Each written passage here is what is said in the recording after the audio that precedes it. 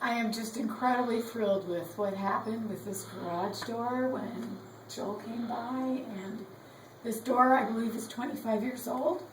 The original door to the house was built in 1953, and he replaced springs, he did lots of different things to it. It's the quietest it's ever been, and I now have a garage door opener, which makes me extremely happy.